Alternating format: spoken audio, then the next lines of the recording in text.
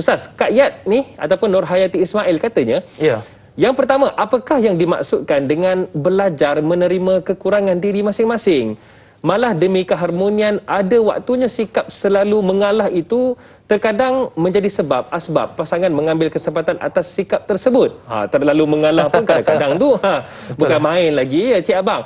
Kemudian yang kedua, berapakah lama tempoh bertenang atau merajuk itu baik demi sesebuah perhubungan? Kerana bukan semua pasangan pandai atau mempunyai teknik atau skill memujuk.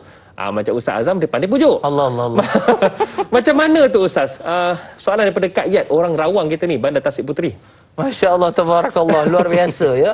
Memanglah kadang-kadang kita ni, Ustaz, macam mana nak buat kan? Allahumma salli wa man, alhamdulillah.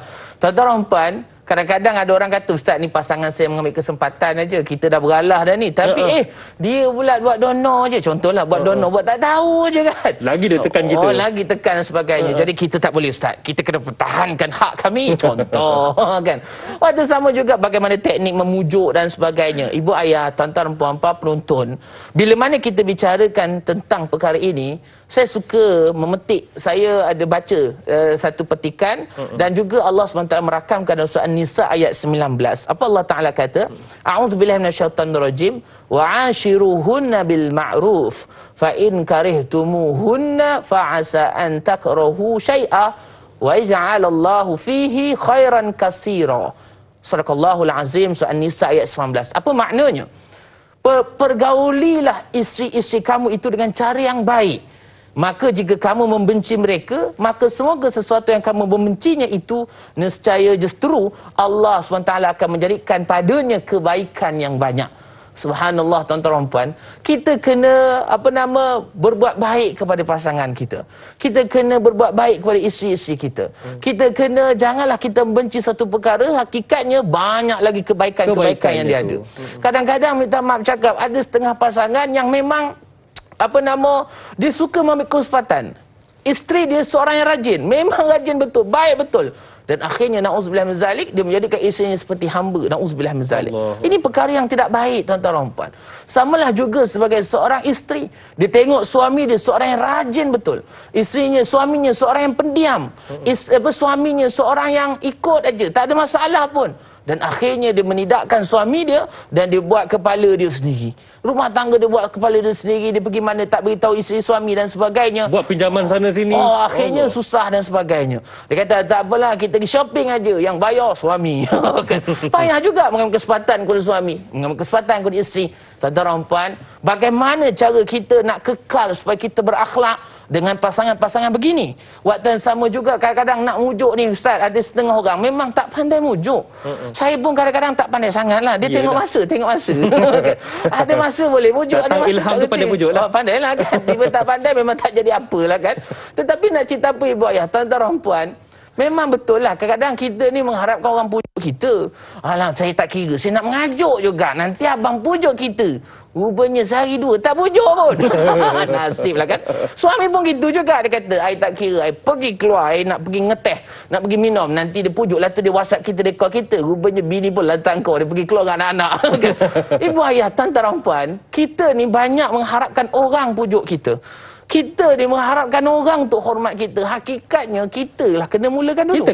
Kita kena mulakan dulu. Nabi SAW kata dalam satu hadis riwayatkan oleh Tirmizi, Nabi kata apa? Man la yarham la yurham.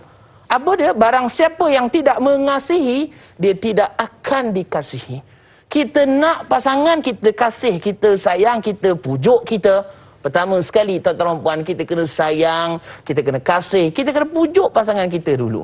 Kita usaha, kita contoh, kita nak pasangan kita pergi buat kejutan untuk kita, surprise dan sebagainya. Kita kena mula dulu. Jadi, apa yang saya nak kongsikan di sini, ibu ayah, tuan-tuan puan, bagaimana kita nak kekal dengan pasangan kita bagai-bagai ini. Kita nak kekal berakhlak dengan pasangan ini. Saya nak kongsikan ada SST. Ini bukan cukai. Ada juga. Bukan cukai, ada.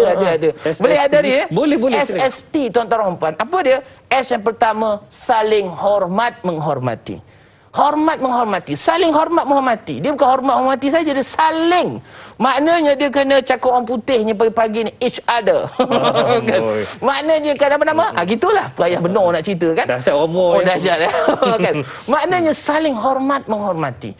Tidak kecilkan hati pasangan. Ini yang paling penting. Kadang-kadang dia tidak menghormati pasangan dia sehingga mengecilkan hati pasangan dia. Mengecilkan hati suami, mengecilkan hati isteri. Tuan-tuan dan puan, janganlah kita suka marah, kita suka menidakkan orang dan sebagainya. Sentiasalah kita hormat menghormati. Itu S yang pertama.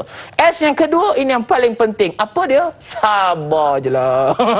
Sabar je lah tuan-tuan dan puan. Kita sabar dan beri toleransi sama keluarga kita. Dengan pasangan ni kita kena sabar, banyak sabar. Tuan-tuan dan puan, sabar adalah perkara yang sangat penting dalam rumah tangga. Rumah tangga kalau tak sabar, memang tak ke mana rumah tangga kita.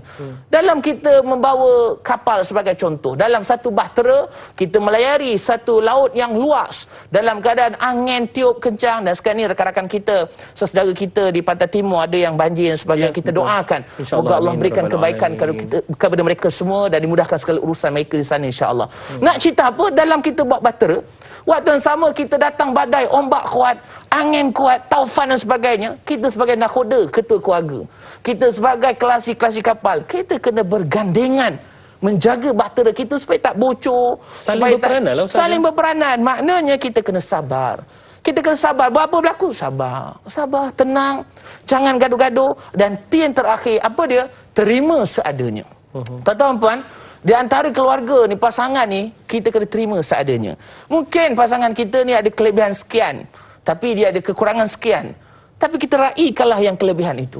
Mungkin kita ni rasa kita, itu sebab perkahwinan ini bukannya kita saling tengok siapa yang paling hebat, tetapi perkahwinan inilah saling lengkap melengkapi.